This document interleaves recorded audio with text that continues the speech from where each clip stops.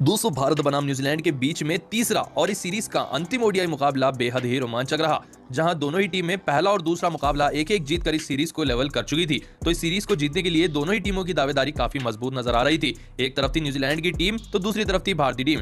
दोस्तों शुभमन गिल व Mitchell Bracewell toss के लिए आए मैदान पर। दोस्तों भारत का यह मैदान शानदार मैदान था। दोस्तों इस मुकाबले में टॉस की अगर हम बात करें तो टॉस जीता मिचेल ब्रेसवेल के सामने शुभमन गिल ने। जी हां दोस्तों, भारतीय टीम के कप्तान शुभमन गिल ने टॉस को जीता और पिच को देखते हुए उन्होंने गेंदबाजी को चुना ताकि न्यूजीलैंड को एक छोटे टोटल पर ऑल आउट कर इस रन चेस को पूरा कर भारतीय टीम इस सीरीज को जीत पाए। लेकिन जब बात आई न्यूजीलैंड की पहले बल्लेबाजी करने की तो मंजर अलग ही नजर आया, क्योंकि आते ही अर्शदीप सिंह ने हेनरी निकोल्स जो कि सलामी बल्लेबाज से न्यूजीलैंड को उनके ऊपर धावा बोल दिया। दोस्तों पहली ही गेंद पर अर्शदीप सिंह ने हेनरी निकोल्स को चारों खाने चित करा दिया और इस तरीके से इनसाइड एज के चलते पहली ही गेंद पर क्लीन बोल्ड करा दिया।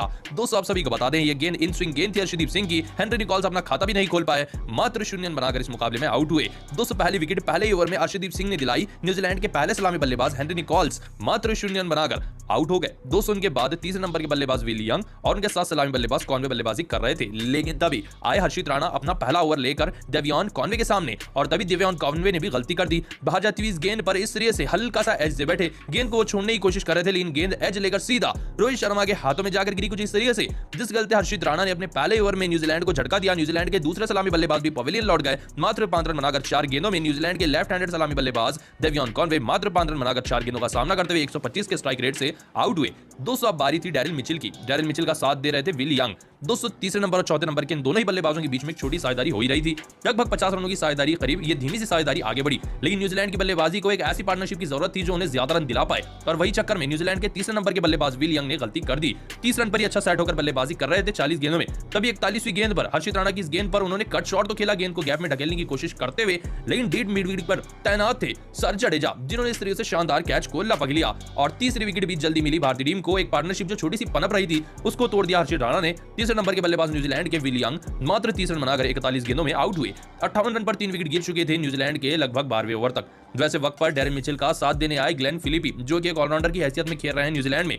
दोस्तों एक और बार डैरिल मिचेल ने अच्छी पारी खेली, धीमी पारी खेली और एक सीधा साधा अपना अर्धशतक पूरा कर लिया 55 गेंदों में, क्योंकि न्यूजीलैंड को एक धीमी पारी की उम्मीद थी और एक स्टेबल पारी की उम्मीद थी। दोस्तों उनका साथ दे रहे थे मैदान पर ग्लेन फिलिपी, और यहां से न्यूजीलैंड का गेम प्लान चेंज हुआ। जैसे ही ग्लेन फिलिपी आतिशी बल्लेबाजी करने लगे तो उनके सामने डैरिल मिचेल ने भी ताबड़तोड़ बल्लेबाजी करना शुरू किया, और यहां से इन दोनों ही बल्लेबाजों का रुख पूरी तरह से बदल गया। भारतीय टीम का कोई भी गेंदबाज डैरिल मिचेल को आउट नहीं कर पा रहा था। जी हां दोस्तों, ये वही सलामी बल्लेबाज हैं जिन्होंने दूसरे ओडीआई मुकाबले में भारतीय टीम के खिलाफ पिछले मुकाबले में शतक लगाया था, और इस मुकाबले में भी वो शतक की तरफ बढ़ रहे थे।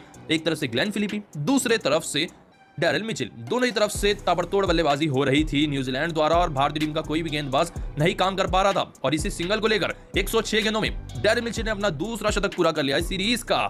जी हां दोस्तों, एक और शतक नाम रहा डैरिल मिचेल की। दूसरे ओडीआई मुकाबले में शतक, तीसरे ओडीआई मुकाबले में भी शतक। ये डैरिल मिचेल की प्राइम फॉर्म है। इनकी बल्लेबाजी देखने में काफी मजा आया, और इनके साथ जो बल्लेबाज थे ग्लेन फिलिपी, उन्होंने भी देखते ही देखते डैरिल मिचेल को देखते हुए अपना बेहतरीन अर्धशतक पूरा किया। इसी सिंगल को लेकर इन्होंने भी 53 गेंदों में अपना अर्धशतक पूरा कर लिया। लेकिन ये तो सिर्फ ट्रेलर था, पिक्चर अभी पूरी बाकी थी, क्योंकि अभी ग्लेन फिलिपी का भी शतक पूरा होना बाकी था। और वो पल आ ही गया जहां 5वें नंबर के बल्लेबाज ग्लेन फिलिपी ऑलराउंडर ने इस तरीके से सिंगल चुराकर अपने शतक को पूरा कर लिया। मात्र 102 गेंदों में अपना शतक पूरा कर लिया ग्लेन फिलिपी ने भी। इस मुकाबले में शानदार बल्लेबाजी इनकी भी रही। न्यूजीलैंड के 14 नंबर और 5वें नंबर के बल्लेबाज डैरिल मिचेल और ग्लेन फिलिपी ने अपना शतक पूरा कर लिया। तब जाकर इस तरीके से 106 रन बनाकर ग्लेन फिलिपी आउट हुए। अर्शदीप सिंह की गेंद थी 88 रन की गेंद पर आउट हुए। 106 रन बनाकर ग्लेन फिलिपी आउट हुए एक शतकीय पारी खेलकर। उनका साथ देने आए मिचेल ब्रेसवेल। दोस्तों डैरिल मिचेल जो कि सेट बल्लेबाज है न्यूजीलैंड के, जो कि प्रीमियम बल्लेबाज है न्यूजीलैंड के, वो भी काफी अच्छी बल्लेबाजी कर रहे थे 137 रन पर, और इन्होंने भी काफी अच्छी बल्लेबाजी की थी। तब जाकर वो भी 137 रन बनाकर सिराज की इस गेंद पर कुलदीप यादव को कैच से बैठे और आउट हुए।